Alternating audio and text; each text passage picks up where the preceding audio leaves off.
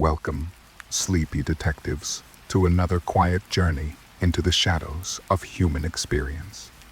Tonight, we explore a chilling paradox, the ordinary lives that concealed extraordinary darkness. We will delve into cases where individuals walked among us, seemingly unremarkable, yet harbored secrets that would shatter the peace of communities. As the world outside grows still, let us quietly unravel the threads of deception, seeking understanding in the subtle patterns of revelation. Prepare to drift into a contemplative exploration of the hidden truths that eventually came to light. Our first story begins with Harold Shipman, a respected general practitioner in the quiet English town of Hyde, Greater Manchester. To his patients, he was a kind, attentive, and trusted family doctor, a pillar of the community who had delivered many of their children and cared for their elders. He was known for his calm demeanor and his seemingly unwavering dedication to his profession. He lived a seemingly normal suburban life with his wife and children, blending seamlessly into the fabric of everyday existence. No one suspected the chilling secret he held, a darkness that was meticulously hidden behind the sterile walls of his consulting room and the comforting facade of his white coat. This image of a benevolent and dedicated physician was so deeply ingrained in the community that it would take an extraordinary confluence of events and a persistent few to pierce through the veil of his deception. His professional standing, coupled with the intimate trust patients place in their doctors, provided him with a unique and horrifying shield, allowing him to operate unseen for decades. He was a familiar face, a comforting presence, and his pronouncements on health and death were rarely questioned, even when they seemed unusually abrupt. The first whispers of suspicion began subtly, almost imperceptibly, like a change in the wind. In 1998, a local undertaker, Alan Oldham, noticed an unusually high number of cremation forms signed by Dr. Shipman, particularly for elderly female patients who had passed away quickly, often without any prior serious illness. Oldham, a man with years of experience in the community, had a keen sense for anomalies in death patterns. He felt a growing unease, a gnawing sensation that something was not quite right, a feeling that defied logical explanation, but was rooted in his professional observations. He observed that many of these individuals had been healthy just days before their passing, and their families, though grieving, seemed surprisingly accepting of the suddenness of their loss, often attributing it to old age or a sudden natural event, exactly as Dr. Shipman had assured them. Oldham's concerns were initially dismissed by the local coroner, John Pollard, who found no immediate cause for alarm, citing the age of the deceased and the lack of overt suspicious circumstances in the initial reports. The coroner's office, overwhelmed with routine cases, had no reason to suspect a trusted medical professional, a fundamental blind spot in the system. The sheer volume of sudden passings, however, continued to trouble him, a quiet alarm bell ringing in the back of his mind, prompting him to seek a second opinion from another medical professional outside the immediate circle of Shipman's influence. Despite the initial dismissal, Oldham's persistent unease eventually led him to contact Linda Reynolds, a general practitioner in a neighboring practice. Reynolds, too, found the pattern concerning, and, together, they raised their worries with the police. The initial police investigation, however, was hampered by a lack of concrete evidence. Dr. Shipman's records were meticulously kept, and he had a plausible explanation for every passing, often fabricating symptoms or conditions that would justify a sudden, natural death.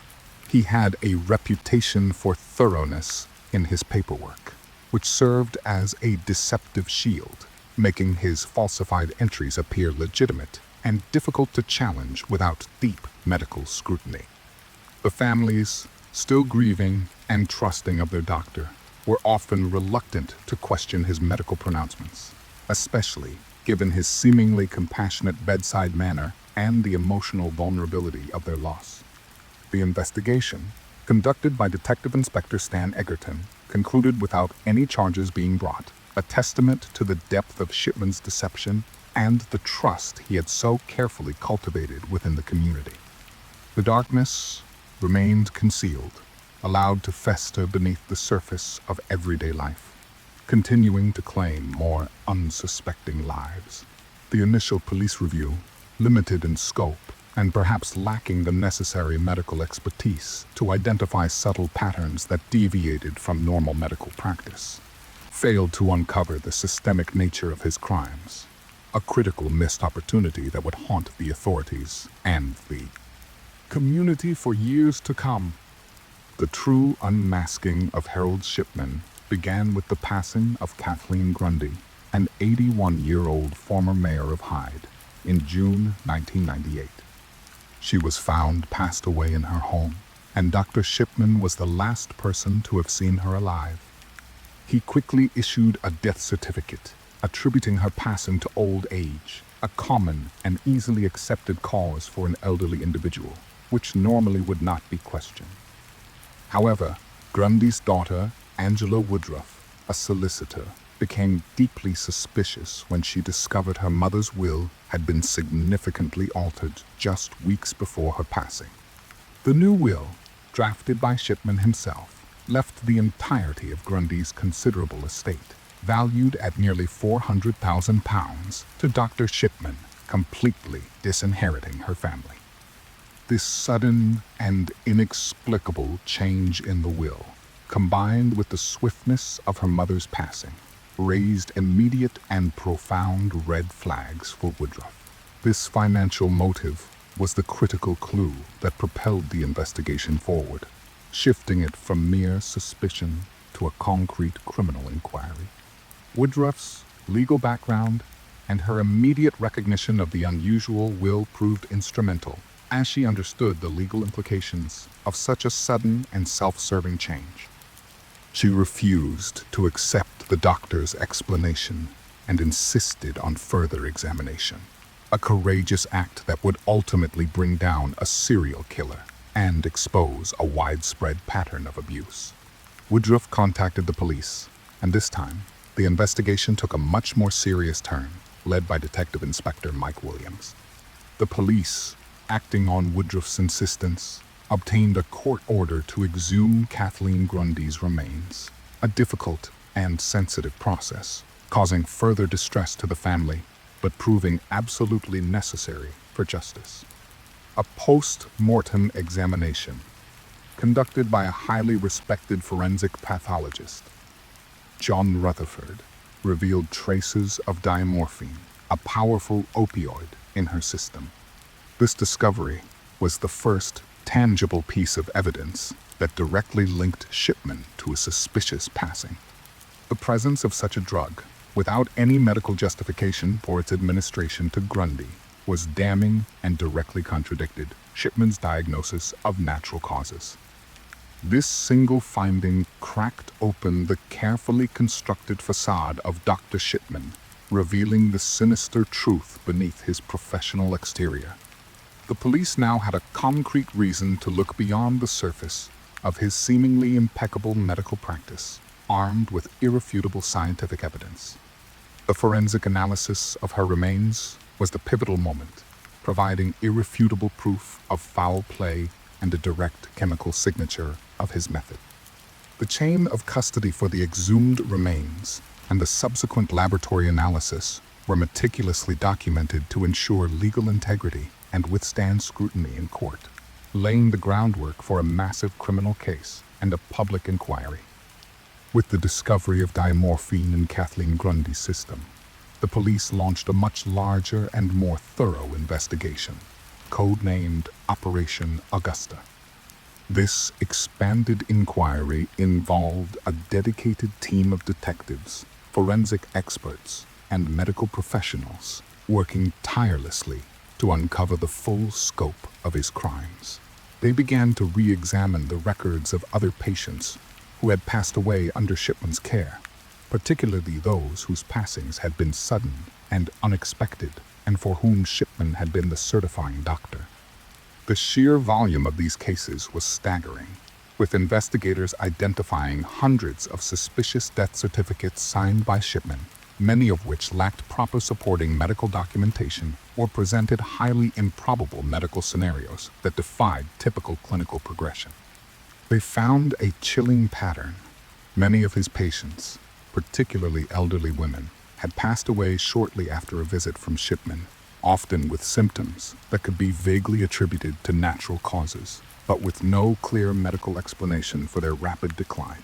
This pattern recognition by authorities, aided by statistical analysis of death rates in his practice compared to others in the region, was crucial, revealing a statistically impossible anomaly in his patient mortality rates that pointed directly to his involvement. The police started exhuming more remains, a total of 23 bodies, and in case after case, similar traces of powerful drugs, like dimorphine, were found through further forensic testing, confirming the systemic nature of his poisonings. The consistency of the drug found across multiple victims solidified the investigative theory that a single individual was responsible for these clustered deaths, moving beyond isolated incidents to a clear pattern of serial murder.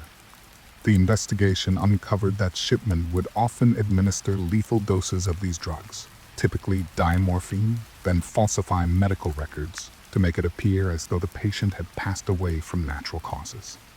He would then quickly issue death certificates, often without calling for a coroner's inquest, effectively bypassing any scrutiny and preventing further investigation into the cause of death. His methods involved injecting patients, sometimes during routine house calls, and then manipulating their medical histories to justify their sudden decline, often fabricating symptoms or conditions that were not present, or even altering existing records to create a false narrative that supported his fabricated cause of death. He preyed on the trust placed in him by his patients and their families, exploiting their vulnerability and grief, turning their faith into a weapon against them. The unmasking was not just about the discovery of a killer, but the horrifying realization that the very person entrusted with their health had been systematically taking lives, betraying the most fundamental principles of medicine and the Hippocratic Oath. The community of Hyde was gripped by a profound sense of betrayal and shock as the true extent of his darkness came to light, leading to widespread fear and a breakdown of trust in medical professionals across the country. The meticulous review of his medical records, comparing them against actual patient health and the circumstances of their deaths, became a key investigative tool, revealing the extent of his deception and the medical anomalies he created. Investigators also noted his consistent practice of being the sole medical professional present at the time of death, or immediately before, and his tendency to discourage second opinions or further medical examination, all tactics designed to maintain his hidden control and prevent discovery. The scale of Harold Shipman's crimes was almost unimaginable. As the investigation deepened, it became clear that he was responsible for the passings of hundreds of his patients. The police identified over 200 victims, though the true number is believed to be much higher, possibly exceeding 250, as many bodies were never exhumed, and some deaths occurred before detailed record-keeping was mandatory, making definitive proof impossible. His motive remained largely unclear, though some theories suggested a perverse sense of control, a desire to play God, a fascination with death, or perhaps a financial incentive in some cases, as seen with Kathleen Grundy, though this was not a consistent motive across all his victims. The methodical nature of his crimes, carried out over decades, painted a picture of a deeply disturbed individual hidden in plain sight, a predator operating under the guise of a healer, systematically ending lives with chilling precision. The sheer longevity of his criminal activity, spanning from 1975 to 1998, underscored the insidious nature of his hidden darkness, a period during which he practiced medicine without suspicion, leaving a trail of quiet devastation and unimaginable grief. In January 2000, Harold Shipman was convicted of 15 counts of taking lives. The evidence presented in court was overwhelming, detailing the pattern of his lethal injections and the subsequent falsification of records, meticulously presented by the prosecution team. He was sentenced to 15 consecutive life sentences, with the recommendation that he never be released, a rare and significant judicial pronouncement reflecting the extreme gravity of his crimes. The impact on the medical profession and public trust was immense, leading to significant changes in how passings are certified and how doctors are monitored. These changes included new guidelines for death certification, requiring greater scrutiny for sudden deaths and increased scrutiny of doctors' practices, including a review of their prescribing habits and death rates, and the implementation of electronic patient records to prevent tampering and ensure transparency. The Shipman Inquiry, a public inquiry into his crimes, was launched in 2001, further examining the systemic failures that allowed him to operate for so long and making recommendations for widespread reforms in healthcare, aiming to prevent such a tragedy from ever happening again. The case of Harold Shipman stands as a stark reminder of the chilling reality that darkness can reside in the most unexpected places, concealed behind the most ordinary of facades, until the quiet persistence of justice brings it into the light.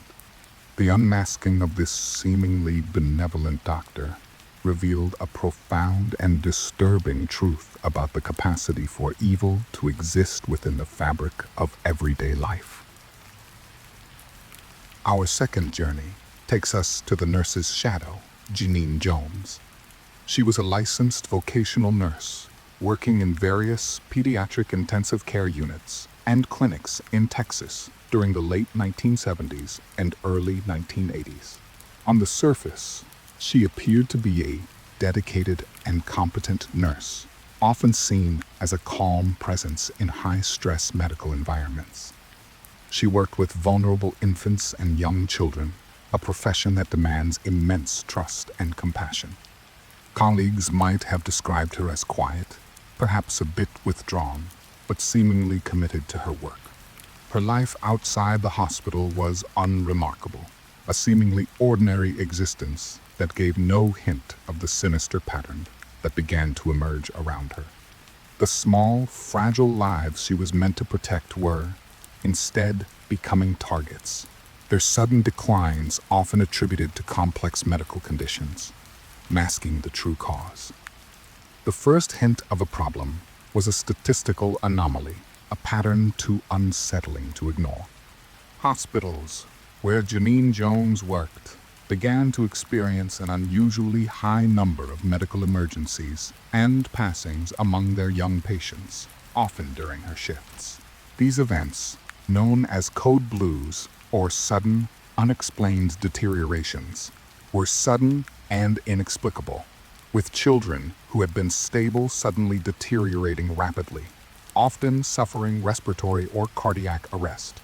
At first, these incidents were dismissed as tragic but unavoidable occurrences in a unit dealing with critically ill infants, where sudden complications were not uncommon and the fragility of life was a daily reality. However, the sheer frequency of these events, particularly when Jones was on duty, started to raise quiet questions among some of her colleagues and administrators. It was a subtle, almost imperceptible shift in the normal rhythm of the unit, a growing sense of unease that began to circulate among the nursing staff and doctors, who found themselves constantly responding to emergencies on her shifts, often without clear medical explanations. The hospital's internal review processes, though initially slow to react, eventually began to flag these unusual spikes in morbidity and mortality, though initially no direct link to a specific individual was made, instead focusing on potential equipment failures or environmental factors, overlooking the human element. One particular case, that of 11-month-old Chelsea McClellan in 1981, proved to be a pivotal moment. Chelsea was admitted for a routine medical issue and was recovering well, showing signs of improvement and nearing discharge. However, during Jones's shift, Chelsea suddenly experienced a severe seizure and later passed away. The medical staff were baffled by the sudden deterioration of a child who had been improving, as there was no clear medical explanation for such a rapid decline. The attending physician, Dr. Kathleen Holland, found the circumstances highly suspicious. She noticed that the timing of Chelsea's rapid decline coincided precisely with Jones being the only nurse present in the room, a pattern that Dr. Holland found deeply unsettling. This was not an isolated incident, Doctor. Holland had observed similar patterns in other units where Jones had worked, including a previous facility in San Antonio, where Jones's shifts also coincided with unexplained patient crises, suggesting a recurring problem. The quiet suspicion began to solidify into a more concrete concern, leading Dr. Holland to meticulously document her observations and discuss them with hospital administrators, urging a deeper look into the patterns and the unusual cluster of events surrounding Jones, despite initial resistance. Dr. Holland, along with other concerned medical professionals, began to meticulously review patient charts and incident reports from units where Jones had been employed, specifically at Bexar County Hospital and later at a private pediatric clinic in Kerrville, where Jones worked after leaving. Bexar due to the hospital's quiet concerns and a recommendation to resign. They discovered a disturbing correlation. A disproportionate number of unexplained medical crises and passings occurred when Jones was on duty. The pattern was too consistent to be mere coincidence, suggesting a deliberate, unnatural cause. The children often exhibited symptoms of poisoning, such as respiratory arrest or seizures, but the cause remained elusive in initial examinations, as the specific toxins were not always immediately apparent or were rapidly metabolized by the young bodies. The medical community was hesitant to accuse a nurse of such heinous acts without irrefutable proof, understanding the gravity of such an accusation and the potential for damage to the hospital's reputation.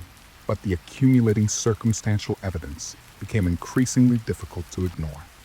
The unmasking began with the careful, quiet analysis of data and patient medical histories, revealing a terrifying truth hidden within the medical records and the statistical anomalies, pointing to a single common denominator, Genene Jones.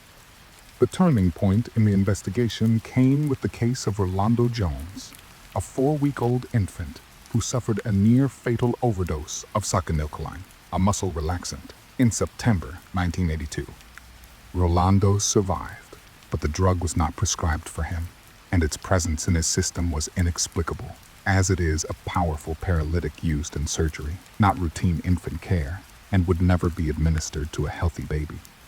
This discovery, made through toxicology, reports that definitively identified the foreign substance in Rolando's bloodstream, provided a crucial forensic clue and the first direct chemical evidence of deliberate harm. The hospital staff, now highly suspicious, carefully monitored Genene Jones. They discovered that she had access to the drug through the hospital's medication supply, and that Rolando's sudden medical crisis occurred during her shift when she was the primary caregiver. This incident provided the first direct, tangible evidence of deliberate harm. The police were called, and a full criminal investigation was launched, focusing specifically on Genene Jones.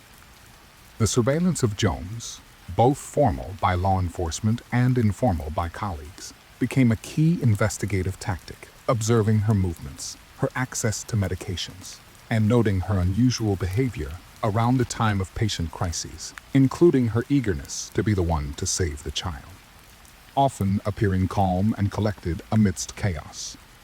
The investigation widened to include other suspicious passings and medical emergencies. Detectives meticulously reviewed hundreds of medical records, interviewed countless hospital staff, and pieced together the chilling pattern of Genene Jones's actions. They found that she would often administer drugs like succinylcholine or heparin, an anticoagulant, to her young patients, causing them to go into medical crisis. She would then often be the one to discover the crisis, appearing to be the hero who saved them, or tragically, the one present when they passed away. This behavior, known as Munchausen syndrome by proxy, where a caregiver intentionally harms someone in their care to gain attention or sympathy, was a possible motivation, though never definitively proven as her sole driver, as some theories also suggested a perverse enjoyment of power. The consistent pattern of her presence during critical incidents, combined with the unusual medical symptoms that defied natural explanation, formed a powerful body of circumstantial evidence. Investigators also looked into her employment history, noting similar patterns at previous facilities, suggesting a long-standing pattern of behavior that had gone unnoticed or unaddressed by previous employers, highlighting systemic failures in oversight. The unmasking of Genene Jones was a slow, agonizing process, as each new piece of evidence added to the horrifying mosaic of her crimes. The medical community struggled to comprehend how a nurse could systematically harm the very children she was sworn to protect, a profound betrayal of trust that shook the foundations of their profession. The evidence against her mounted, built on a foundation of statistical anomalies, suspicious drug administrations, and the testimony of medical professionals who had quietly observed the unsettling pattern. The legal process was complex, as direct proof of intent was difficult to establish for each individual case, often relying on the cumulative weight of the circumstantial evidence and expert medical testimony regarding the unnatural nature of the deaths and the specific effects of the administered drugs on the young victims. In 1984, Genene Jones was convicted of taking the life of Chelsea McClellan and for the attempted taking of the life of Rolando Jones. She was sentenced to 99 years in prison for Chelsea's passing and 60 years for the attempted taking of Rolando's life, with the sentences to run concurrently. The total number of children she harmed, or whose lives she took, remains uncertain, but investigators believe it could be as high as 60, based on the statistical anomalies found in her various workplaces and the number of unexplained code blues during her shifts, though only a fraction of these cases resulted in charges. The case of Genene Jones sent shockwaves through the medical community, leading to stricter protocols for drug administration and increased vigilance in pediatric units. These changes included enhanced security for medication storage, more robust systems for tracking adverse patient events, mandatory reporting of suspicious medical patterns, and improved background checks for nursing staff, aiming to prevent such a tragedy from recurring. Her unmasking revealed the terrifying reality that even in professions built on care and trust, a profound darkness can be hidden, its presence only revealed through the quiet, persistent pursuit of truth. Her seemingly ordinary life as a nurse concealed a chilling capacity for inflicting harm upon the most vulnerable. Our third tale unfolds with Robert Pickton, a pig farmer from Port Coquitlam, British Columbia, a quiet, somewhat reclusive figure who lived on a sprawling farm that had been in his family for generations. To many, he was just a simple pig farmer, known for his eccentricities, but otherwise unremarkable. He often hosted parties and gatherings on his property, which was a well-known local spot for late-night events, frequented by a diverse group of individuals from various walks of life. He blended into the rural landscape, his life seemingly centered around the daily routines of farm work, raising pigs, and maintaining the property. The sprawling, somewhat dilapidated farm, with its numerous outbuildings, muddy pens, and secluded areas, seemed an unlikely place for anything sinister. A place where the daily grind of farming provided a perfect cover. Yet, beneath the surface of this ordinary, almost rustic existence, a horrifying secret was festering, a darkness that would eventually link him to the disappearances of dozens of women from a nearby urban center. The first signs that something was deeply amiss on the Pickton farm emerged subtly, almost as whispers in the wind. For years, women from Vancouver's downtown east side, a neighborhood plagued by poverty, addiction, and social marginalization, had been disappearing at an alarming rate. Their disappearances were often dismissed by authorities due to their transient lifestyles and the perception that they were high-risk individuals, leading to initial police inaction and a tragic lack of urgency in investigating these cases. This systemic neglect allowed a predator to operate unchecked. However, families and advocates relentlessly pushed for investigations, forming grassroots organizations and holding public vigils, desperately trying to draw attention to the crisis and demand action from law enforcement. The missing women's names and faces slowly accumulated on posters and in news reports, a silent testament to a growing, unsettling pattern of unsolved disappearances that seemed to be ignored by official channels. While the farm was not initially a focal point, its proximity to Vancouver and Robert Pickton's known visits to the downtown east side, where he would pick up vulnerable women, began to draw some quiet, speculative attention from those searching for answers, particularly from outreach workers who noticed a connection between the missing women and the pig farm. The formation of the Missing Women Task Force in 1998, after years of advocacy, was a critical step, centralizing information and finally recognizing the alarming pattern of disappearances as potentially linked to a serial predator. The direct connection to Robert Pickton began in 1997 when a woman who had been injured on the farm reported an assault to the police. She described being attacked by Pickton on his property, detailing how he had handcuffed her and attempted to harm her with a knife, but she managed to escape and flee to safety despite her injuries.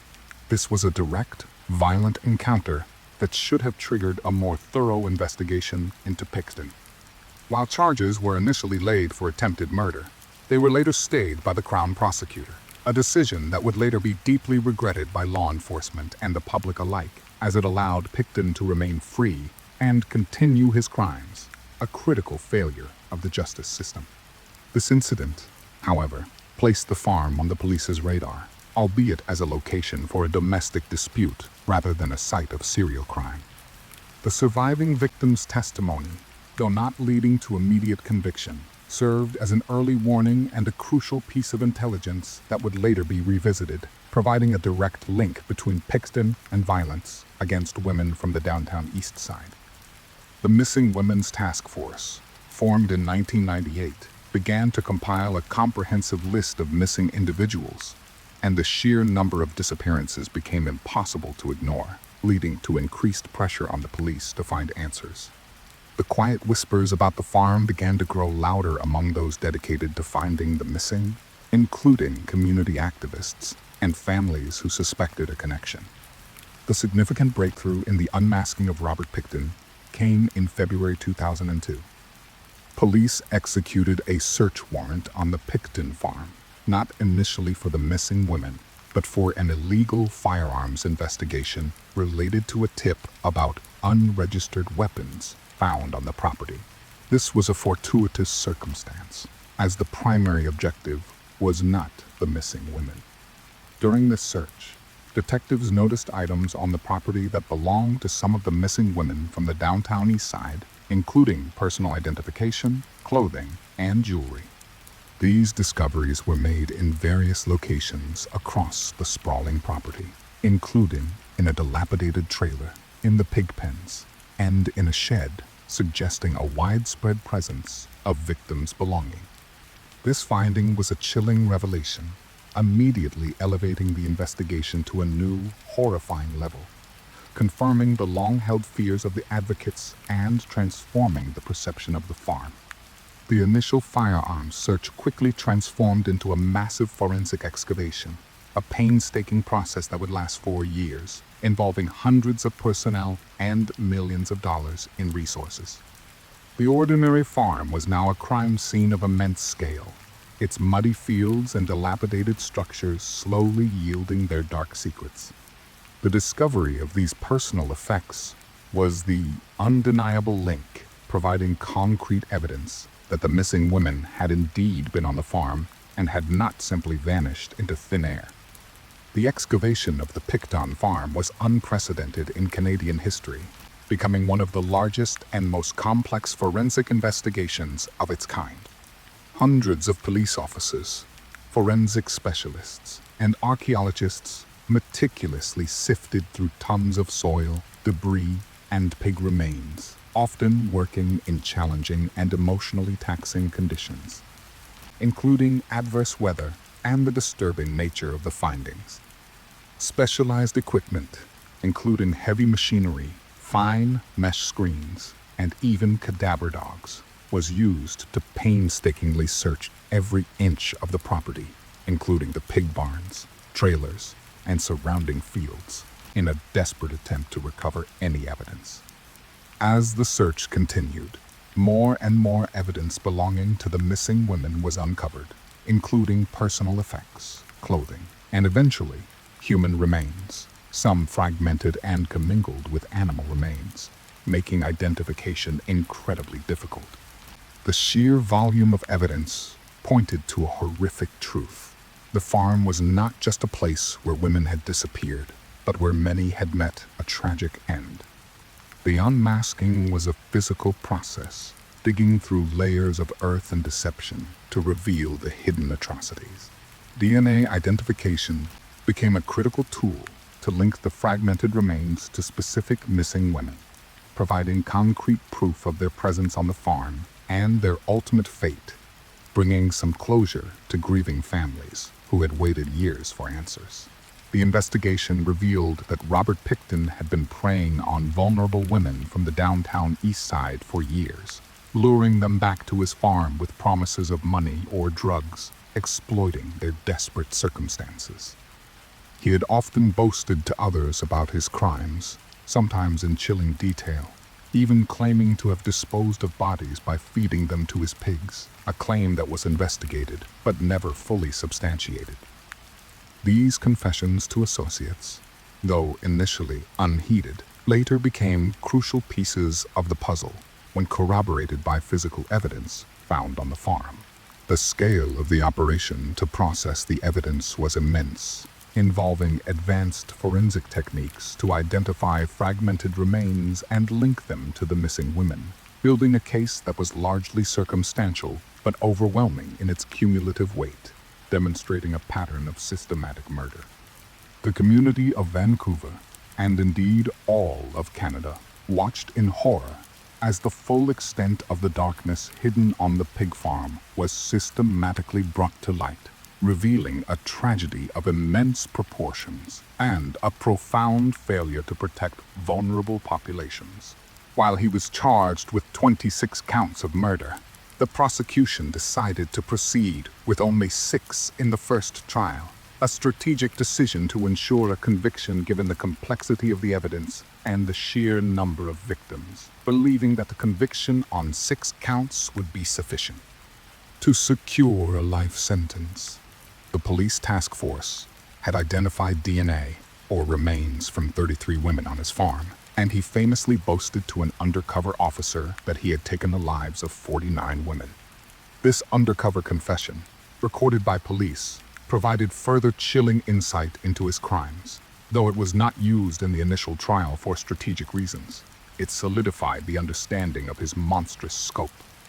The true number of his victims remains unknown, a haunting legacy of his hidden darkness and the devastating impact of his crimes on the community and the families of the missing. Robert Pickton was sentenced to life in prison with no possibility of parole for 25 years, the maximum sentence available for second-degree murder in Canada. The case had a profound impact on how missing persons cases, particularly those involving vulnerable populations, are handled by law enforcement in Canada, leading to calls for systemic changes and greater resources for such investigations. The Missing Women Commission of Inquiry was later established to examine the police conduct in the investigation of the missing women, highlighting the systemic failures and biases that allowed Pickton to operate for so long and making recommendations for improving future investigations and ensuring accountability. His unmasking revealed not only the monstrous acts of an individual, but also the systemic failures that allowed such a prolonged period of hidden darkness to persist. The pig farmer, seemingly ordinary, had concealed an unimaginable horror, a chilling reminder that the most profound evil can sometimes reside in the most unassuming of places, waiting to be unearthed. Our fourth journey takes us to the quiet collector, Dennis Nilsen. He was a civil servant in London, working for the Manpower Services Commission, a seemingly unremarkable and quiet man. He lived alone in various flats in North London, first at Melrose Avenue and later at Cranley Gardens. To his neighbors, he was polite, a bit reserved, but otherwise appeared to be a perfectly normal, if somewhat solitary, individual. He had a penchant for classical music and enjoyed the company of his dog, often taking him for walks in the local park. His appearance was neat, his demeanor calm, and he often kept to himself, blending into the anonymity of urban life, making him an ideal hidden predator. There was nothing in his outward presentation to suggest the horrifying secret he harbored within the walls of his seemingly ordinary homes, a darkness so profound it defied conventional understanding. The darkness he nurtured was meticulously contained, hidden from the world, existing only in the quiet solitude of his private spaces. The unmasking of Dennis Nilsen began with a most unusual and macabre discovery in February 1983. A drain outside his top-floor flat at Cranley Gardens became severely blocked, causing significant plumbing issues for the entire building, affecting multiple residents who complained of overflowing toilets and sinks. Neighbors complained of a foul odor emanating from the communal drainage system, which was particularly strong near Nilsen's flat, a smell that was described as sickly sweet and putrid, unlike anything they had encountered before. A plumber, Gary Stride, was called to investigate the issue, initially suspecting a buildup of grease or household waste. What the plumber discovered was beyond anything he could have imagined. The drains were clogged with what appeared to be human remains, specifically small pieces of flesh and bone, along with fatty tissue. The horrific nature of the blockage immediately prompted the plumber to contact the police, recognizing the grim reality of his discovery and the clear signs of foul play. This mundane domestic problem, a simple plumbing issue, became the unexpected key to unlocking a terrifying secret that had been hidden for years, a testament to the unexpected ways in which truth can surface. When the police arrived at Nilsen's flat, they were met by a calm and composed man.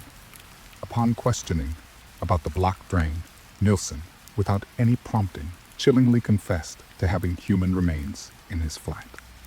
He then calmly led the officers to a wardrobe and a chest of drawers, where they found plastic bags containing dismembered human remains. The sheer casualness of his confession and the methodical nature of his concealment were deeply unsettling to the officers present, who were accustomed to suspects denying or resisting, not calmly admitting to such atrocities. The initial discovery was just the tip of a horrifying iceberg, revealing a darkness that had been meticulously hidden for years. His immediate and detailed confession, given without coercion, was a primary investigative lead, providing a roadmap for the subsequent search and the identification of his previous address, Melrose Avenue, where he admitted to having committed earlier crimes, indicating a long-standing pattern of behavior. The full extent of Dennis Nilsen's crimes began to unfold as the police searched his flat at Cranley Gardens and subsequently his previous address at Melrose Avenue, where he had lived for 5 years prior. They discovered that Nilsen had been preying on young, vulnerable men, often homeless individuals, hitchhikers, or those he met in pubs, particularly in the gay community of London. where victims were less likely to be reported missing or thoroughly investigated. He would lure them back to his flat, often with the promise of a drink or a place to stay, then take their lives through strangulation or drowning. His methods of disposal were gruesome and varied, ranging from dismemberment and flushing remains down the toilet to burning them in bonfires in his garden, and even keeping them for a period before attempting to dispose of them, sometimes storing bodies under floorboards, in cupboards, or in his garden shed. The police found a chilling collection of human remains in various stages of decomposition and concealment, including bones, flesh, and organs, providing crucial physical evidence that corroborated his confessions. Forensic anthropologists and pathologists were brought in to meticulously identify and piece together the fragmented remains, a painstaking process given the state of the bodies, some of which were severely decomposed or burned. The investigation revealed that Nilsen had been active for nearly 5 years, from 1978 to 1983. He confessed to taking the lives of at least 15 young men, though the exact number remains uncertain due to his methods of disposal and the transient nature of many of his victims. His motive appeared to be a perverse desire for companionship and control, a desperate attempt to keep his victims with him after their passing, often engaging in macabre rituals, including dressing the bodies, posing them, talking to them, and even watching television with them before eventually dismembering and disposing of their remains. The contrast between his outwardly normal life and these horrific acts was profoundly disturbing, revealing a deep psychological pathology and a chilling detachment from human life. The thoroughness of his concealment methods initially made identification difficult, requiring reliance on his confessions and the painstaking work of forensic anthropologists to identify fragmented remains and link them to missing persons reports, often from families who had given up hope or never reported their loved ones missing. The unmasking of Dennis Nilsen sent shockwaves through London and beyond, captivating the nation with its grim details and the sheer audacity of his hidden crimes. The public struggled to reconcile the image of the quiet civil servant with the monstrous acts he had committed, leading to widespread disbelief, horror, and a sense of vulnerability. The trial was highly publicized, detailing the chilling methods of his crimes and the meticulous efforts he took to conceal them, as well as the police investigation that brought him to justice. His calm demeanor throughout the investigation and trial only added to the unsettling nature of his unmasking, as he appeared almost detached from the gravity of his actions, offering explanations with a chilling matter-of-factness. The police had to piece together fragmented remains and rely heavily on Nilsen's own detailed confessions to identify many of his victims, as some had no known next of kin or had been missing for extended periods, a testament to the thoroughness of his concealment. The psychological profile developed during the investigation highlighted his narcissistic tendencies, his need for control, and his profound detachment from his actions, suggesting a severe personality disorder that allowed him to commit such atrocities without apparent remorse. In November 1983, Dennis Nilsen was convicted of 6 counts of murder and 2 counts of attempted murder. He was sentenced to life imprisonment with a recommendation that he serve a minimum of 25 years, a sentence that effectively meant he would spend the rest of his life in prison. He passed away in prison in 2018. The case of Dennis Nilsen highlighted the vulnerabilities of marginalized individuals in society, particularly young, transient men, and the chilling reality of a predator operating undetected within the heart of a bustling city. His unmasking, triggered by a blocked drain, revealed a profound darkness hidden behind the most unassuming of facades. A quiet collector of lives whose secrets were finally brought to light by an unexpected mundane event, leading to increased awareness of the dangers faced by vulnerable populations and a re-evaluation of police procedures for missing persons and serial crime investigations. Our 5th journey takes us to the nurse's silent harm, Beverley Allitt. She was a seemingly dedicated pediatric nurse working at Grantham and Kesteven Hospital in Lincolnshire, England, in the early 1990s. She was a young woman, 23 years old at the time of her crimes, and appeared to be committed to her role caring for sick children. To her colleagues, she was a quiet, sometimes moody, but generally unremarkable nurse, blending into the busy hospital environment. She worked on Ward 4, a children's ward, a place where trust and care are paramount, and where parents entrusted their most vulnerable to the medical staff. Her life outside the hospital was not particularly noteworthy, a seemingly ordinary existence that gave no outward indication of the sinister acts she was committing within the hospital walls. The vulnerability of her young patients became a canvas for her hidden darkness, their sudden medical crises initially attributed to complex natural causes, making her crimes difficult to detect and allowing her to continue her reign of terror. The first signs of a problem were a series of inexplicable medical emergencies and passings among children on Ward 4, particularly during Beverley Allitt's shifts. Between February and March 1991, there was a dramatic increase in code blues and sudden, unexplained deteriorations in the health of young patients. Children who were recovering well or admitted for minor ailments would suddenly suffer respiratory arrests, heart failures, or inexplicable comas, often requiring emergency resuscitation efforts by frantic medical teams. The medical staff were baffled. These events seemed to defy logical medical explanation, as they occurred without warning and often without any preceding symptoms that would indicate such a severe medical crisis. At first, they were attributed to a mysterious infection or an unforeseen complication, a common assumption in a pediatric ward dealing with fragile lives, but the pattern became too frequent and too specific to ignore. A quiet sense of unease began to permeate the ward, as nurses and doctors found themselves constantly responding to emergencies during Allitt's working hours, often without clear medical explanations for the sudden collapses. The medical staff's growing suspicion, particularly among senior doctors and consultants, was a crucial internal clue, leading them to hold informal discussions about the unusual events and the unsettling coincidence of Allitt's consistent presence during these crises, noting that she was often the one to discover the child in distress and appearing to be the hero.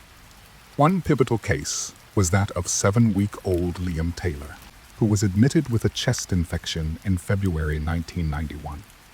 He was recovering well, showing good progress and nearing discharge, when during Allitt's shift, he suffered a sudden and unexpected cardiac arrest.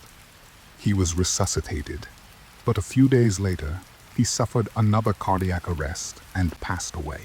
The medical staff were perplexed by his rapid decline, as his initial condition was not life-threatening, and he had been responding to treatment. Another critical incident involved 15-month-old Timothy Hardwick, who was admitted after an epileptic seizure. He passed away during the lead shift, and a post-mortem examination found no clear cause of passing, further deepening the mystery and frustrating investigators. These baffling incidents, occurring repeatedly on Ward 4, began to raise serious questions among the doctors, prompting them to review the medical histories and circumstances of these sudden declines, looking for any common threads or environmental factors. The repeated, unexplained medical crises in otherwise stable children became an undeniable pattern, drawing attention to a common factor: Nurse Allitt, who was almost always on duty when these emergencies occurred, a statistical anomaly that could no longer be ignored. The unmasking began with the case of 5-year-old Claire Peck, who was admitted with an asthma attack in April 1991. She was recovering, showing signs of improvement, and was expected to make a full recovery. But during Allitt's shift, she suffered 2 cardiac arrests and passed away. Doctors noticed an unusually high level of potassium in her blood, a finding that was inconsistent with her medical condition and strongly suggested external administration, as such a spike would not occur naturally in a child with asthma. This specific medical anomaly, a clear forensic clue, combined with the recurring pattern of sudden crises during Allitt's shifts, finally triggered a more focused investigation. The hospital staff, now deeply concerned, began to review all the medical records of the children who had suffered unexplained events on Ward 4, looking for common denominators, inconsistencies, and any evidence of tampering with medical charts or medication logs. The consistent presence of Allitt during these incidents was a crucial pattern identified through shift rotas and patient care logs, leading to a formal internal inquiry and the involvement of the police, who were now treating the deaths as suspicious. The review revealed a chilling pattern. Beverley Allitt was present during every single one of the suspicious medical emergencies and passings. The medical team also discovered that several children had received unusually high doses of insulin or other drugs that were not prescribed for them, or had experienced unexplained air embolisms, where air was injected into their bloodstream, causing cardiac arrest and leaving little forensic trace. The evidence pointed to deliberate harm, a shocking realization for the medical community. The police were called, and a full criminal investigation was launched, led by Detective Superintendent Stuart Clifton. Allitt was initially interviewed as a witness, but her inconsistent statements, her shifting alibis, and the overwhelming circumstantial evidence quickly made her the prime suspect. She would often feign illness herself to avoid questioning or deflect suspicion, displaying a manipulative and cunning nature. The unmasking was a slow, agonizing realization that the very person entrusted with care was, in fact, the source of the harm, a profound betrayal of the hospital's mission and the trust of the families. The investigation uncovered that Beverley Allitt had been administering various substances, including insulin, potassium, and sedatives, to her young patients, causing their sudden and severe medical crises.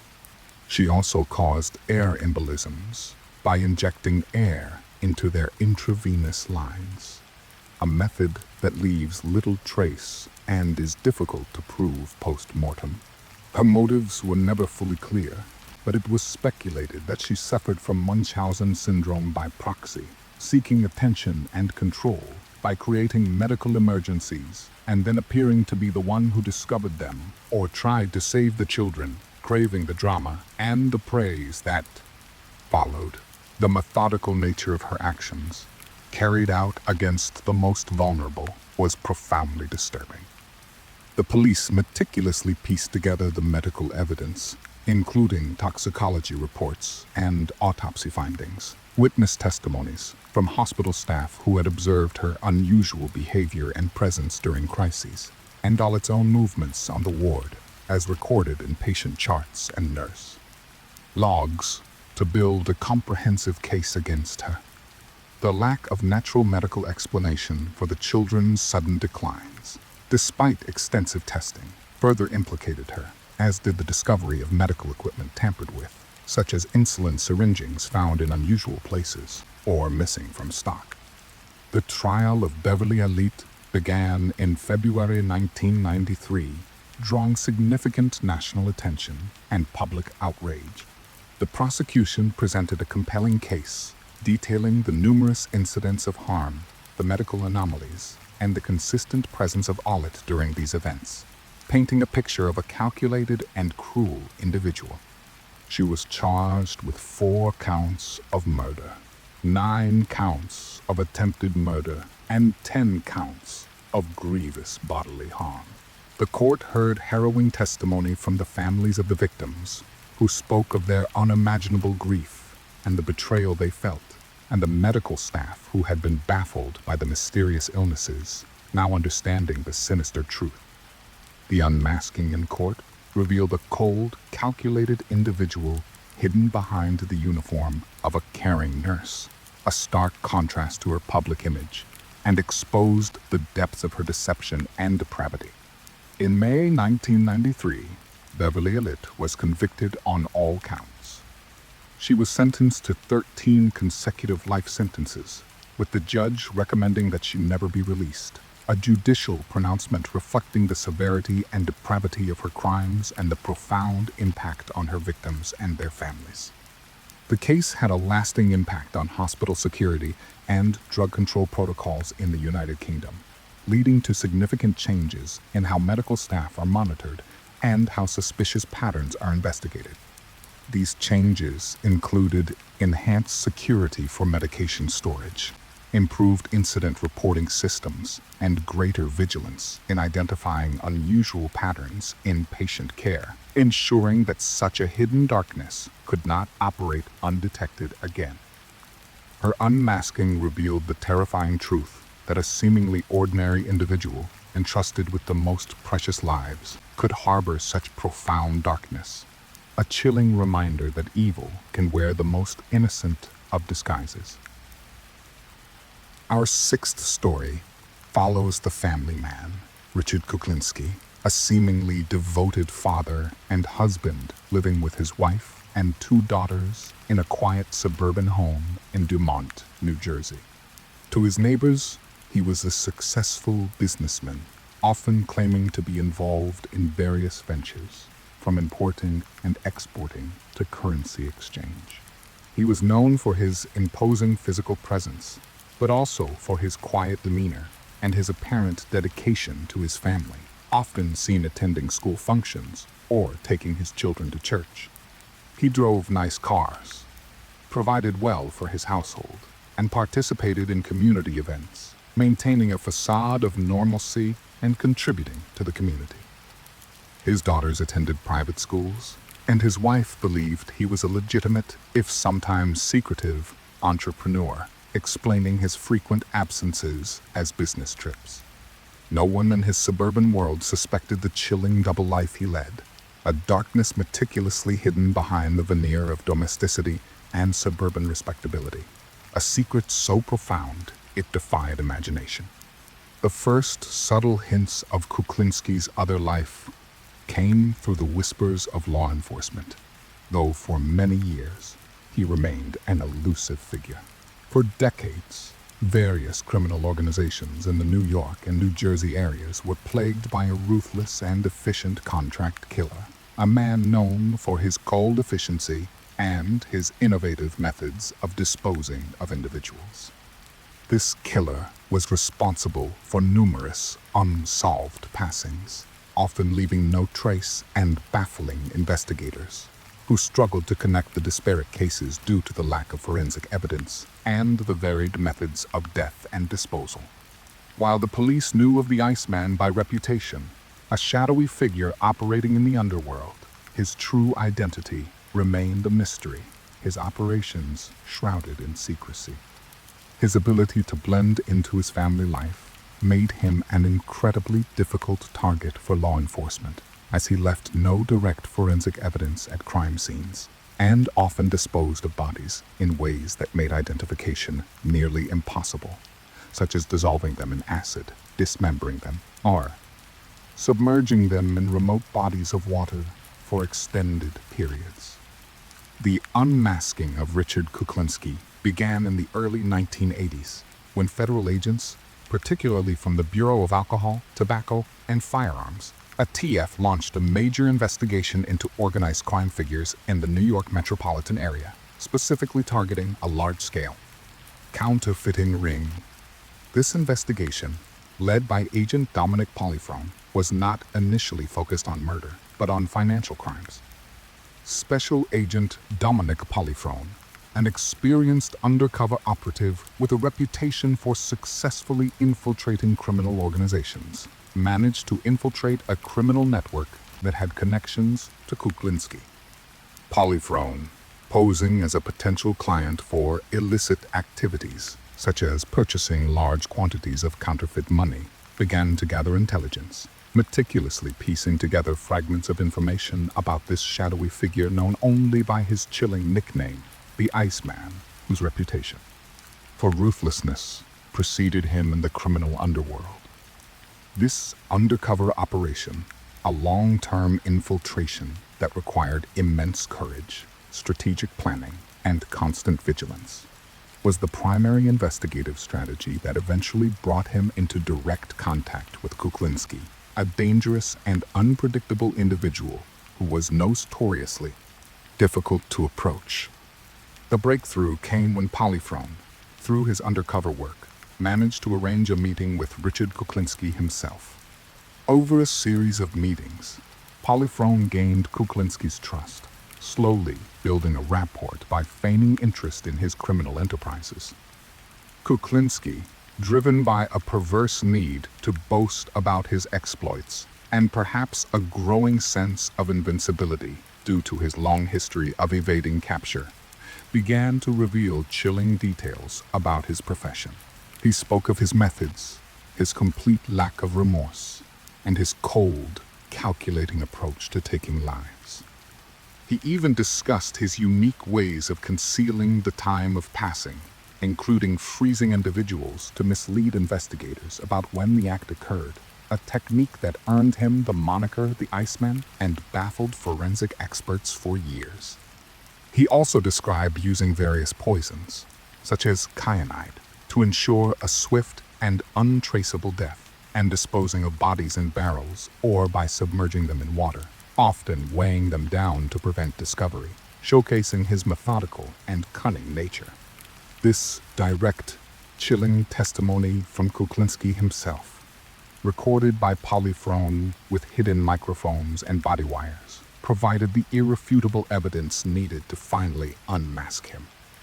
These recorded confessions, capturing his boasts and detailed accounts of specific crimes, were the most damning clues, providing direct links to previously unsolved cases and giving investigators the concrete evidence they need to secure convictions against a man who had left almost no physical trace at his crime scenes.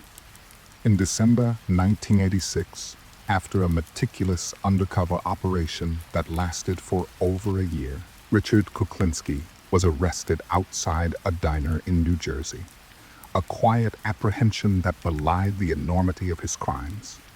The arrest sent shockwaves through his suburban community. His wife and daughters were utterly stunned, completely unaware of the monstrous double life he had been leading.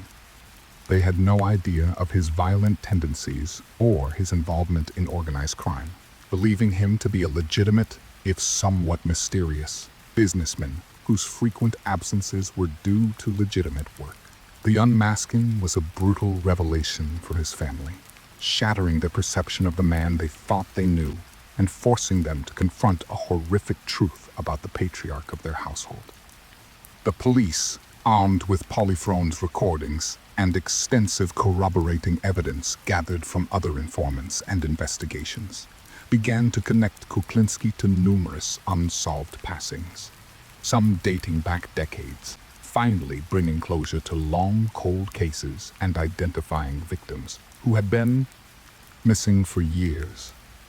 The contrast between the loving family man and the ruthless killer was almost incomprehensible, highlighting the depth of his psychological compartmentalization and his chilling ability to maintain two completely separate identities without apparent internal conflict or outward signs of his horrific activities.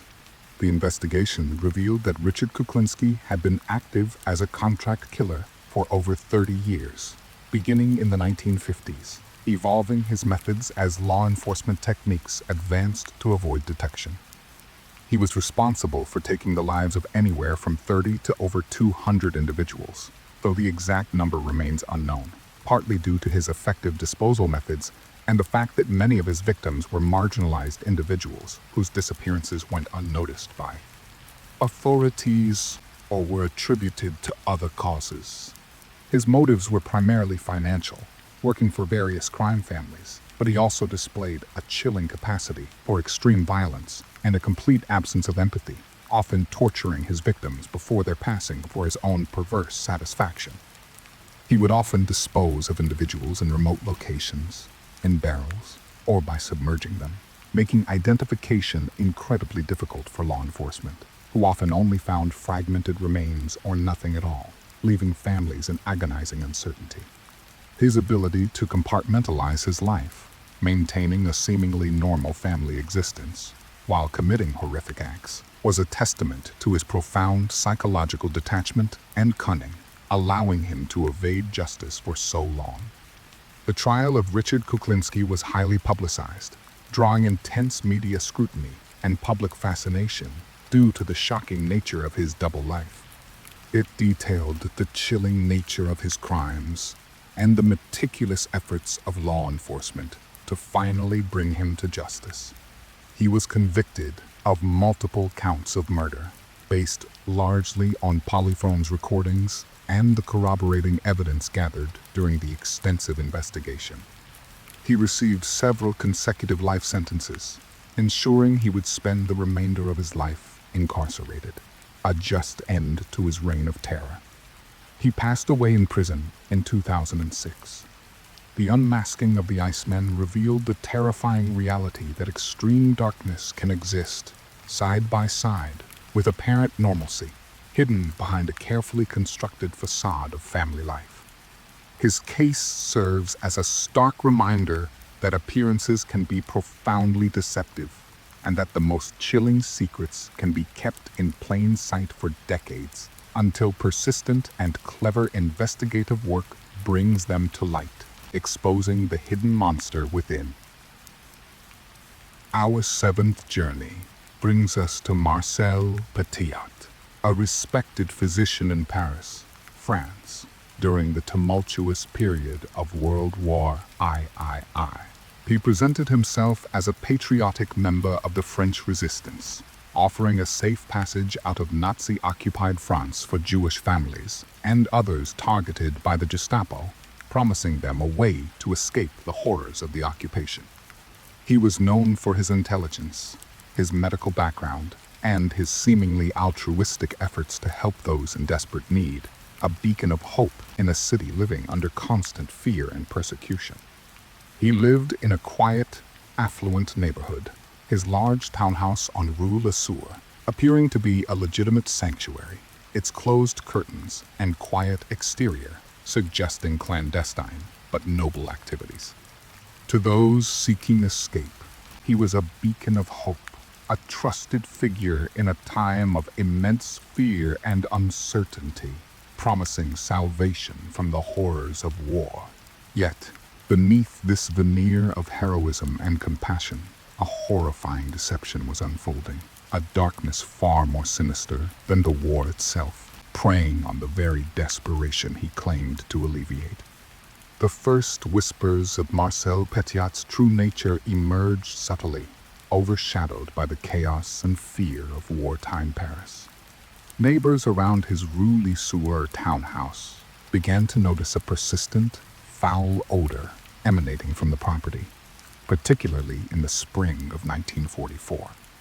The smell was described as sickly sweet and putrid, distinct from typical household odors, and grew increasingly unbearable. They also observed strange comings and goings, with people arriving at the house with luggage, but never being seen leaving, a detail that seemed odd even in a city where discretion was paramount due to the occupation. These neighbors' complaints about smoke and odor were the initial crucial clues, prompting local authorities to investigate a suspected illegal burning of coal, a common offense during wartime rationing when fuel was scarce. The neighbors also reported seeing thick black smoke coming from his chimney at unusual hours, another anomaly that suggested something more than just domestic burning.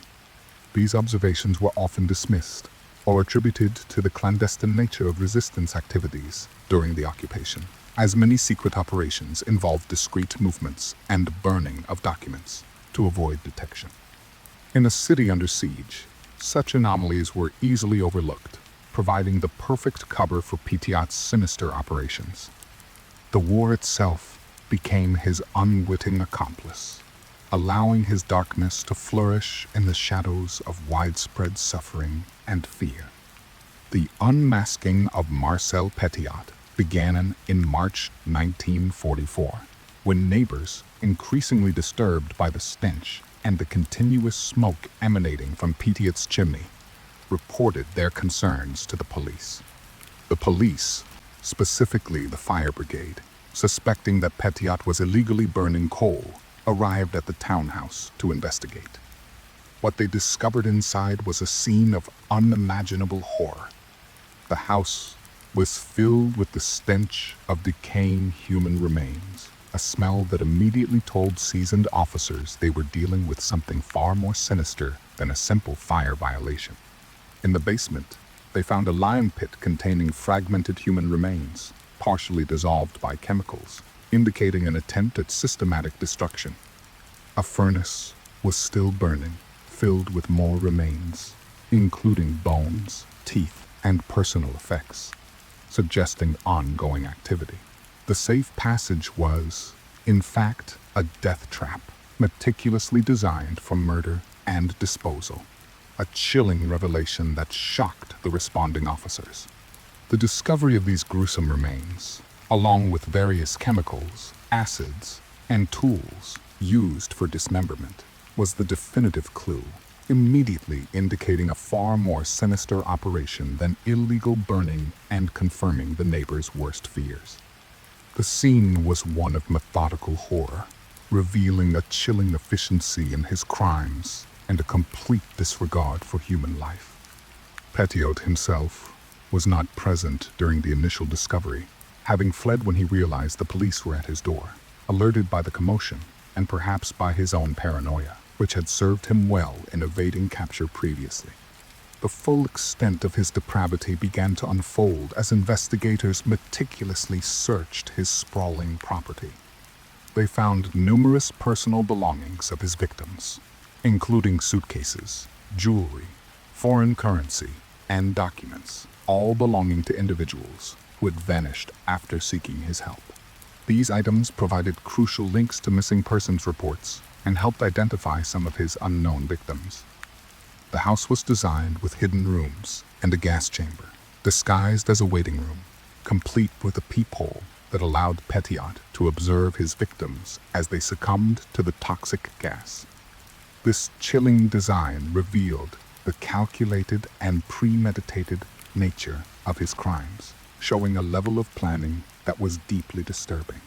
The unmasking was a chilling realization that the supposed savior was, in fact, a predator of the most heinous kind, exploiting the desperation of wartime for his own dark purposes and financial gain.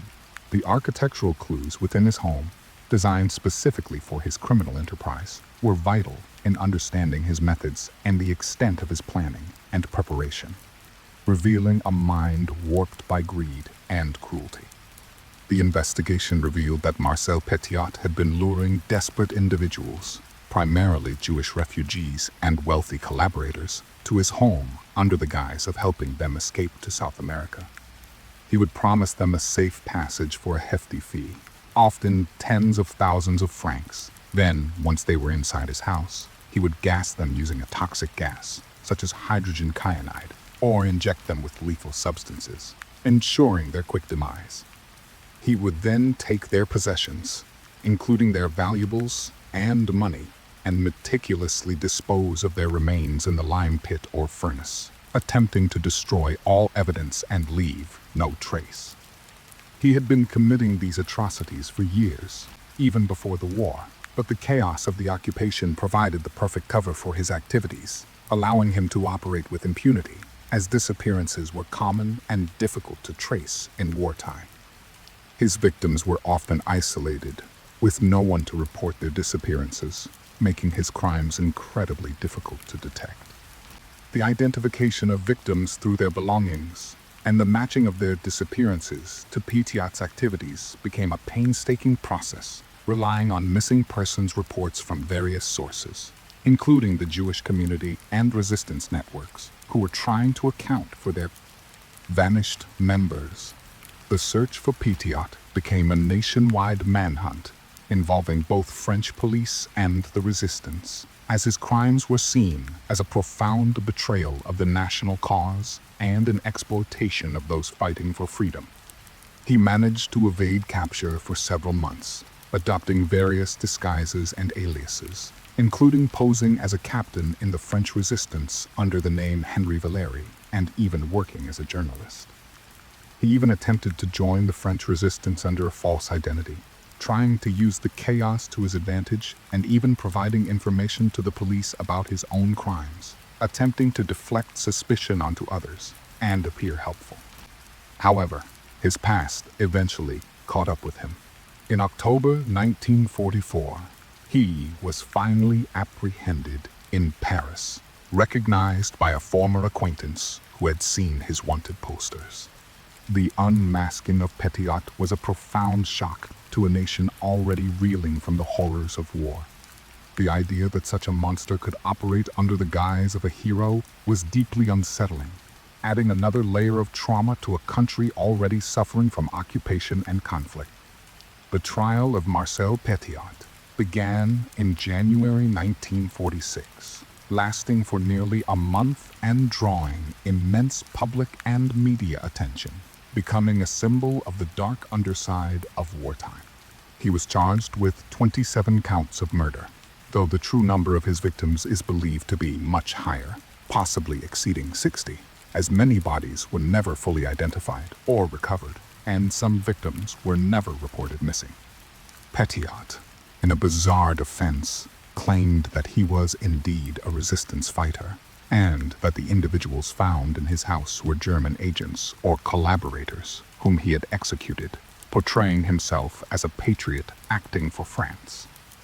His claims were largely dismissed as delusional and self-serving, as the overwhelming forensic evidence, the architectural modifications of his home, the testimony related to his victims' disappearances, and the clear motive of financial gain clearly pointed to him as a serial killer, not a hero.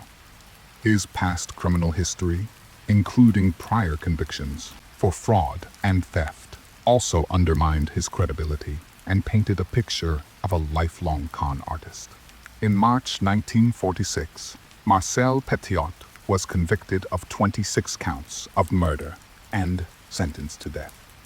He was executed by guillotine in May 1946, a final grim end to his reign of terror and a symbolic act of justice for a nation recovering from war. The case of Marcel Petiot stands as a chilling testament to the darkness that can lurk beneath the surface of respectability, particularly during times of widespread chaos and vulnerability.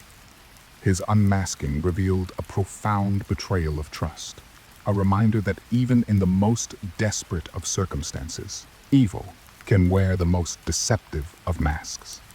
The doctor who promised salvation delivered only death, his ordinary life concealing a truly extraordinary and horrifying darkness.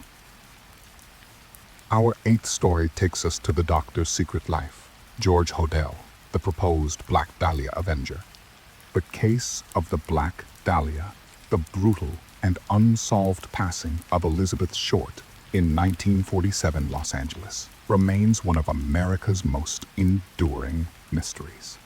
While the killer was never officially identified, the proposed involvement of Dr. George Hodel offers a chilling example of an ordinary, even prominent, life potentially hiding extraordinary darkness. Dr. Hodel was a respected physician, a socialite, and an intellectual figure in Los Angeles' elite circles. He lived in a stunning, architecturally significant home, hosted lavish parties, and was known for his artistic and bohemian leanings, often associating with prominent artists, writers, and intellectuals of the era. To his peers, he was a sophisticated and cultured individual, a man of intellect and influence, seemingly above reproach and far removed from the city's grim underbelly. His life was far from ordinary, filled with privilege and intellectual pursuits, but the darkness attributed to him was profoundly hidden beneath this veneer of high society and intellectual pursuits. The first whispers of Dr. Hodel's potential involvement in the Black Dahlia case came years after the initial investigation, largely through the persistent efforts of his own son, Steve Hodel, a retired Los Angeles Police Department homicide detective. The initial investigation into Elizabeth Short's passing was extensive but ultimately inconclusive, despite a massive police effort involving hundreds of officers, countless leads, and intense media scrutiny that sensationalized the crime, often hindering the investigation. The case quickly went cold, leaving a haunting void in Los Angeles history and a lasting fascination. However, decades later, in 2003, Steve Hodel began to examine his father's past, spurred by his father's cryptic comments and a photograph found among his father's belongings that bore a striking resemblance to Elizabeth Short. This personal quest for truth began to uncover unsettling connections, leading him to delve into old family records, his father's personal diaries, and archived police files, a journey that would reveal a shocking possibility. This photographic clue, discovered years after the fact, was a key starting point for his son's private investigation, prompting him to delve deeper into his father's hidden life and the chilling possibility of his involvement in one of America's most notorious unsolved murders. The unmasking of George Hodel as the proposed Black Dahlia Avenger began with Steve Hodel's meticulous re-examination of old case files and his father's personal effects. He discovered that his father had been a prime suspect in the original investigation, with wiretaps placed on his home by the LAPD in 1950, specifically targeting him due to suspicions from his former wife, Dorothy Hodel, and unusual activities at the residence, including screams and sounds of struggle that she reported to the authorities.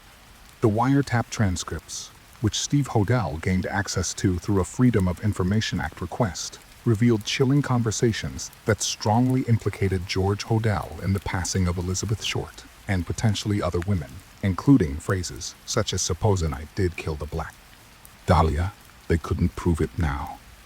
My God, I'm going to have to get rid of my secretary now. She's starting to make trouble." These recordings, made by the original police investigators, provided a direct, albeit circumstantial, link to his father's alleged guilt. The police had even conducted a search of his home in 1950, but for reasons that remain debated, the case against him was never formally pursued, and he left the country shortly after, living abroad for decades, effectively escaping further scrutiny. Steve Hodel's quiet, determined detective work, decades later, began to piece together the fragments of a long-buried truth, connecting his father to a crime that had baffled generations.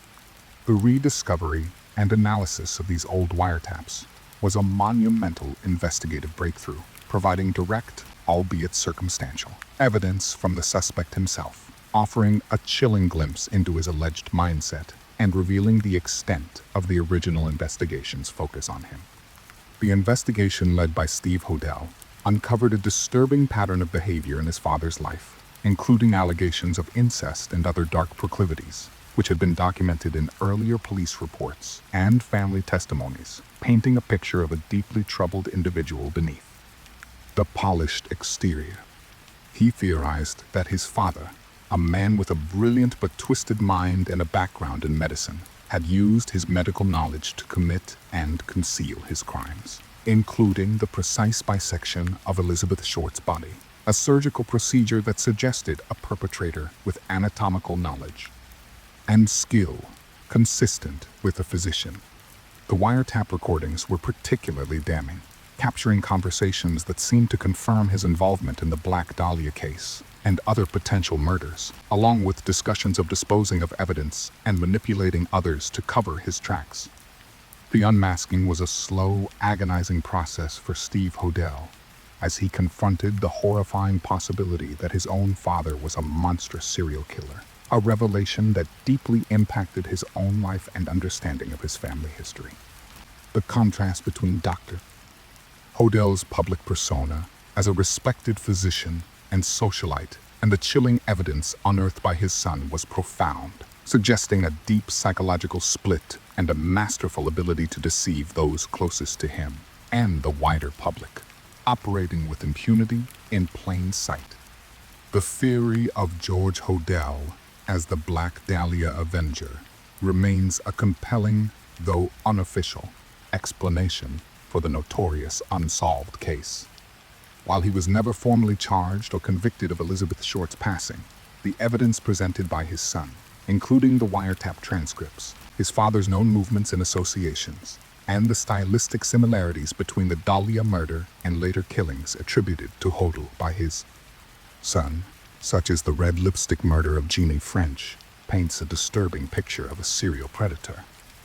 Steve Hodel also points to his father's artistic background and interest in surrealism, suggesting a connection to the theatrical presentation of Short's body, which was meticulously posed and drained of blood. The unmasking, in this context, is less about a public arrest and more about the quiet, persistent revelation of a hidden darkness through dedicated personal investigation, offering a potential resolution to a long-standing mystery that has haunted Los Angeles for decades. It speaks to the idea that some secrets, no matter how deeply buried, can eventually be brought to light through relentless pursuit of truth, even by unexpected sources. The impact of Steve Hodel's work has been significant, reigniting interest in the Black Dahlia case and offering a plausible, albeit disturbing, solution that has gained considerable traction among true crime enthusiasts and some former law enforcement officials, including the former head of the PD's organized crime unit, who publicly endorsed Steve Hodel's theory. The theory suggests that a man of high standing, intellect, and social influence was able to commit horrific acts, his position and intelligence providing a shield against immediate detection and allowing him to manipulate those around him and evade justice for decades. His seemingly extraordinary life, filled with art, culture, and social connections, may have simply been a sophisticated cover for an extraordinary darkness, a chilling example of hidden evil operating within the upper echelons of society, demonstrating how privilege can sometimes mask profound depravity. George Hodel passed away in 1999, never formally charged with the Black Dahlia murder. The case of the Black Dahlia Avenger, as proposed by Steve Hodel, serves as a chilling reminder that even within the most privileged and respected echelons of society, profound darkness can lurk, meticulously hidden behind a facade of normalcy and achievement. The unmasking, in this instance, came not from a swift police action, but from a son's quiet, relentless pursuit of truth, fueled by a desire for answers, revealing a hidden evil that had evaded justice for decades and left a lasting mark on American crime history, a testament to the enduring power of unsolved mysteries. Our ninth story tells of the widow's friend, Amy Archer Gilligan. She was the proprietor of the Archer home for the elderly and infirm in Windsor, Connecticut, in the early 1900s. She presented herself as a kind, compassionate caregiver, a widow who understood the needs of the elderly and offered a comfortable, safe haven for them in their twilight years. Her home was a seemingly idyllic setting, a place where families believed their loved ones would receive gentle care and spend their final days in peace. She was known in the community as a respectable businesswoman, running a seemingly legitimate and much-needed service, particularly for those without family to care for them. Her life appeared to be one of quiet dedication to the vulnerable, a picture of benevolent care and selfless service. Yet, beneath this comforting facade, a sinister pattern was unfolding. A darkness hidden within the very walls meant to offer solace, turning a place of refuge into a place of peril. The first whispers of suspicion surrounding Amy Archer Gilligan began with an unusual number of deaths at her care home. Between 1910 and 1916, there was an alarmingly high mortality rate among the residents of the Archer home, with approximately 60 deaths occurring during this period, far exceeding the average for similar facilities in the area. While many residents were elderly and infirm, The sheer frequency and suddenness of some of the passings began to raise quiet questions among local doctors and undertakers, who noticed the unusual cluster of deaths and the unsettling fact that many of the deceased had recently given money to Archer Gilligan, or altered their wills in her favor. It was a subtle anomaly, a statistical outlier that hinted at something deeply unsettling. But initially, these concerns were not acted upon due to the prevailing trust in her and the difficulty of proving foul play in elderly deaths, which were often attributed to natural causes. Families, grieving the loss of their loved ones, often accepted the explanations of natural causes, trusting the kind proprietor and her seemingly comforting presence, making her crimes easy to conceal. The turning point in the unmasking of Amy Archer Gilligan came with the passing of Franklin R. Andrews in 1916. Andrews, a wealthy man, had passed away at the Archer home, and his family became suspicious when they discovered that Amy Archer Gilligan had been pressing him for money shortly before his passing, despite his considerable wealth.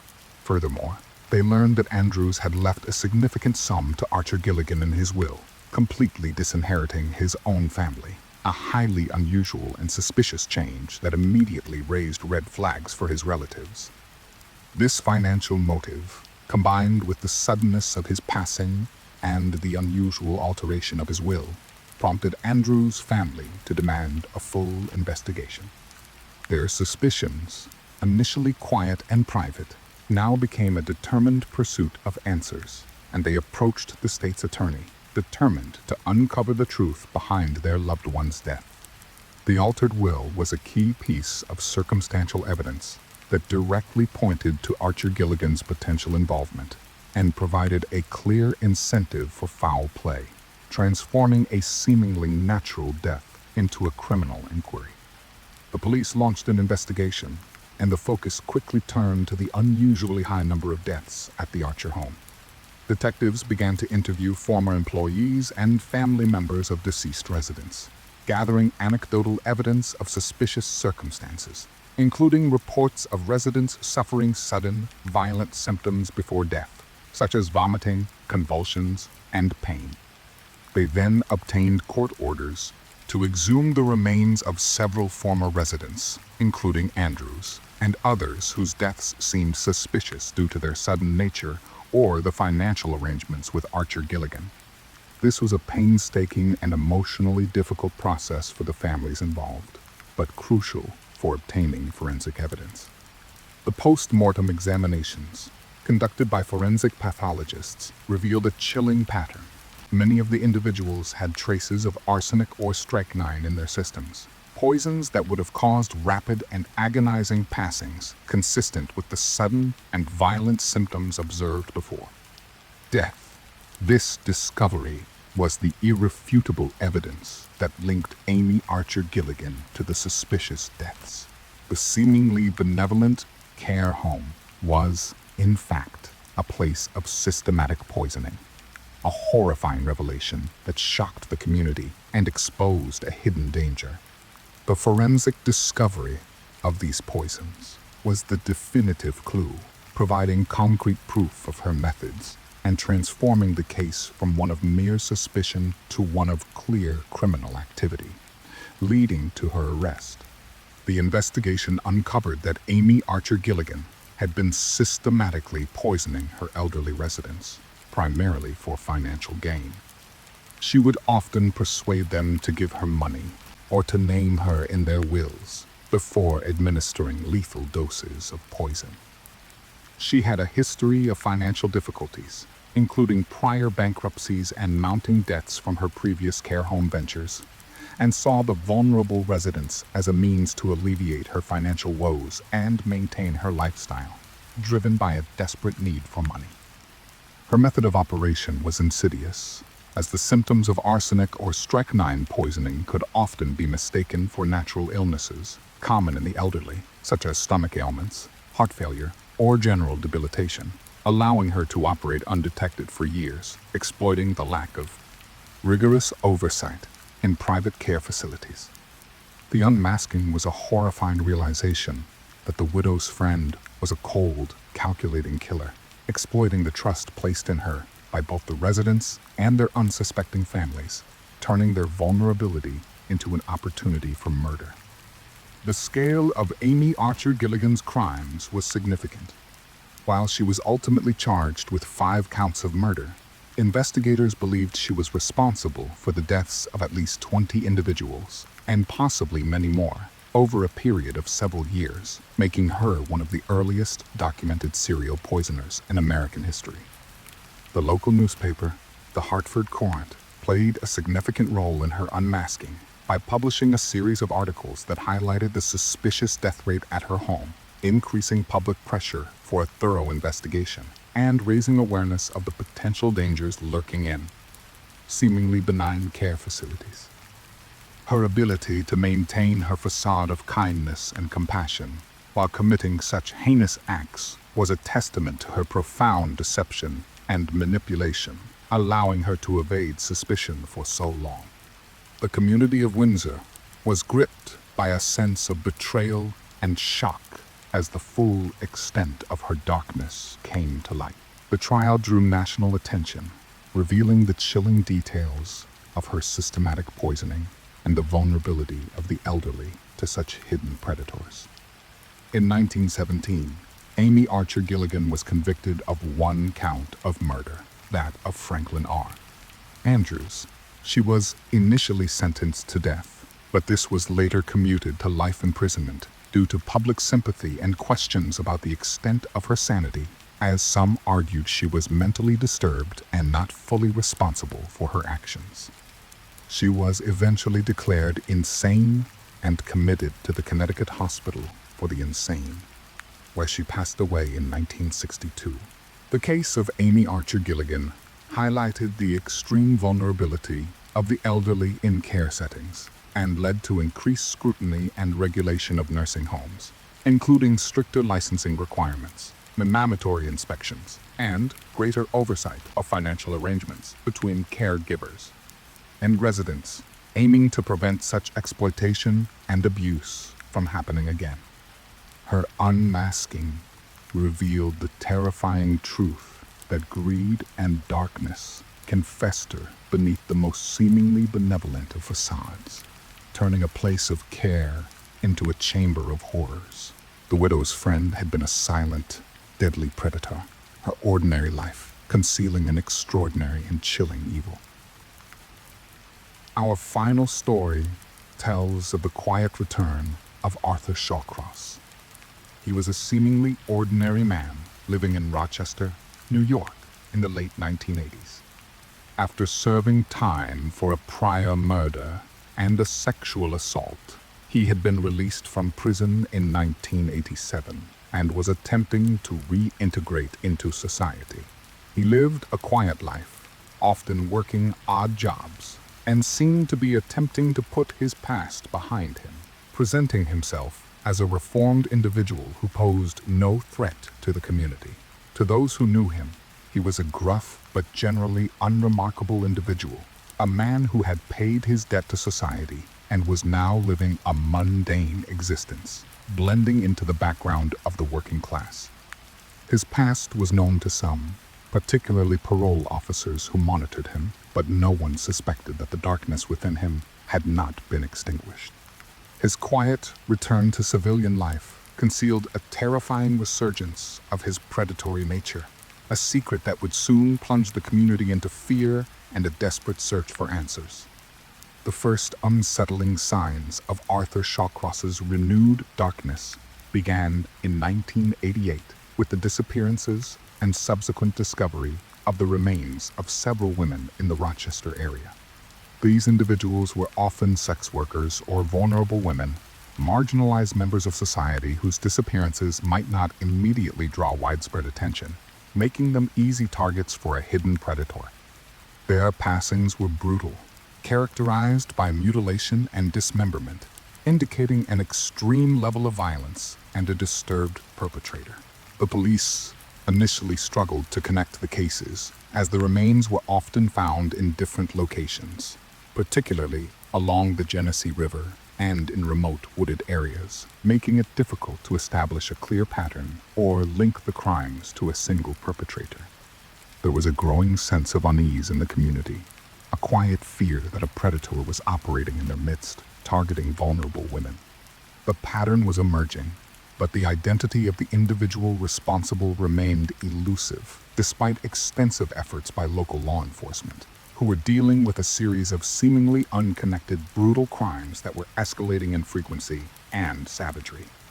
The unmasking of Arthur Shawcross began with meticulous police work, focusing on the geographical patterns of the disappearances and discoveries of remains. Investigators noticed that many of the victims were found near bridges or along the Genene River, suggesting a common area of operation for the perpetrator, indicating a killer who was familiar with the local terrain and perhaps used the river for disposal. This geographical profiling, combined with analysis of victimology, was a key investigative clue, helping to narrow down potential search areas and focus resources on specific routes and locations frequented by both the victims and potential suspects.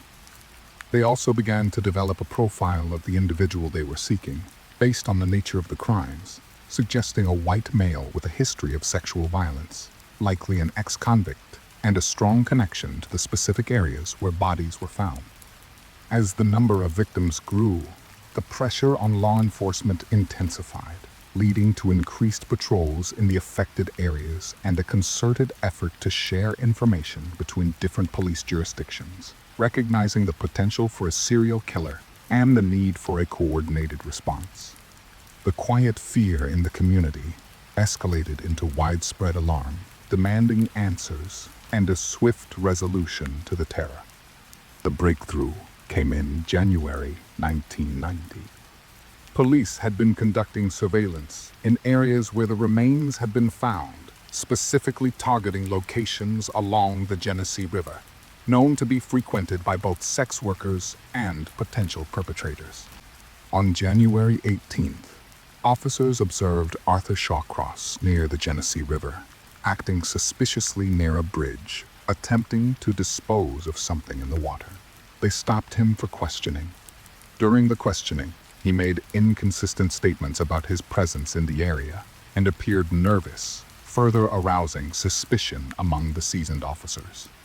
A search of his vehicle revealed items that linked him to one of the victims, including a woman's earring and strands of hair consistent with a victim, as well as bloodstains.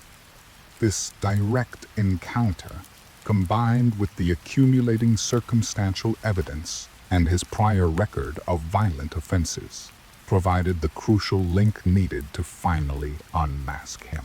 He was arrested, and the quiet man who had returned to society was revealed to be a monstrous serial killer, shocking those who had believed him reformed and posing no further threat. Upon his arrest, Arthur Shawcross, after initial denials, confessed to the killings. The full extent of his depravity began to unfold as he led investigators to various locations where he had disposed of remains, often describing the scenes with chilling detachment and a perverse sense of pride in his actions, even drawing maps for the police. He detailed his methods, his targets, and the chilling satisfaction he derived from his acts, revealing a deeply disturbed psyche driven by violent urges that he claimed were uncontrollable. The investigation revealed that he had taken the lives of 11 women in the Rochester area between 1988 and 1990. His confession was cold and devoid of remorse, painting a picture of a deeply disturbed individual who had simply resumed his predatory behavior after his release from prison, driven by uncontrollable urges that he claimed were linked to his past and military service in Vietnam, though these claims were often seen as attempts to mitigate his responsibility. The unmasking was a horrifying confirmation of the community's worst fears, revealing a predator who had been living among them undetected, a wolf in sheep's clothing. The trial of Arthur Shawcross was highly publicized, detailing the brutal nature of his crimes and the chilling ease with which he had re-entered society after serving time for a previous murder. He attempted to use an insanity defense, claiming to be suffering from post-traumatic stress disorder from his service in Vietnam, and that he was driven by uncontrollable urges. A defense that aimed to mitigate his responsibility and portray him as a victim of his own mind. However, the prosecution presented a compelling case demonstrating his sanity and his calculated actions, highlighting his ability to plan and conceal his crimes, and his clear understanding of the wrongfulness of his actions, proving he was fully aware of his deeds. The community struggled to comprehend how a man with such a violent history could have been released and allowed to commit such atrocities again, leading to public outcry and calls for changes in parole policies and the monitoring of high-risk offenders, particularly those with a history of sexual violence, to prevent similar tragedies. In December 1990, Arthur Shawcross was convicted of 11 counts of murder. He was sentenced to 250 years to life in prison, ensuring he would never be released, a sentence designed to keep him incarcerated for the remainder of his natural life. He passed away in prison in 2008. The case of Arthur Shawcross sparked widespread debate about the release of violent offenders and the effectiveness of rehabilitation programs, leading to stricter parole guidelines for violent criminals in New York State, and a reevaluation of how dangerous individuals are managed after incarceration, emphasizing the need for robust monitoring and risk assessment. His unmasking revealed the terrifying truth that some individuals, despite serving time, harbor an unyielding darkness that can resurface with devastating consequences. The quiet man who had returned to his ordinary life had, in fact, brought an extraordinary and horrifying shadow back with him, a chilling reminder of hidden evil. As the quiet echoes of these stories fade, we are left with a profound contemplation of the human capacity for deception.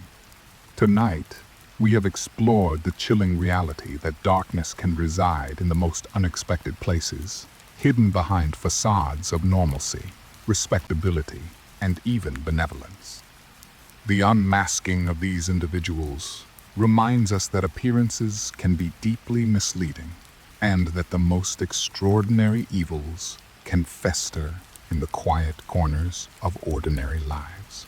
May these tales, told with calm reflection, offer a deeper understanding of the subtle patterns that eventually bring hidden truths to light. Rest peacefully, sleepy detectives, until our next quiet investigation into the mysteries of the human shadow.